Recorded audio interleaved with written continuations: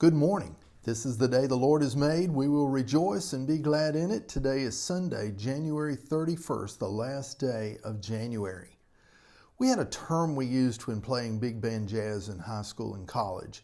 It applies to many music styles. The term is fake fast. It means some fast songs sound pretty good, but when you slow them down, you hear many bad notes and many wrong rhythms. Many people live a fake fast life, very busy. On the surface, everything looks exciting, good, rewarding. It's the life we all want. But when you slow that life down, you realize all that was shallow and empty.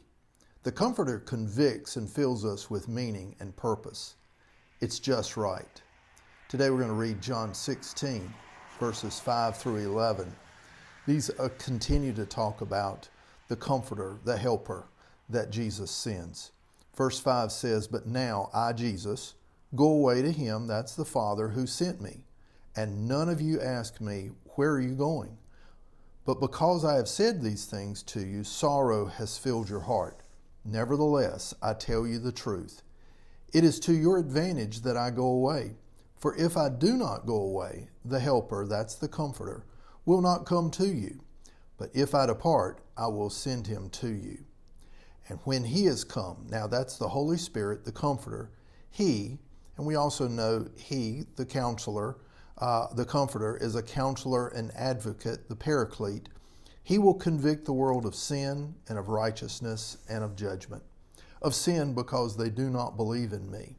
Of righteousness because I go to my Father and you see me no more. Of judgment because the ruler of this world is judged. So there's a lot here. We're just going to touch on 3 or 4.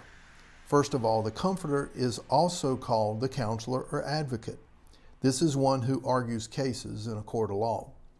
The Holy Spirit exposes our guilt that we try to cover up. It's just natural to cover up our sin. Remember the Garden of Eden? Adam and Eve covered themselves with fig leaves trying to cover their disobedience.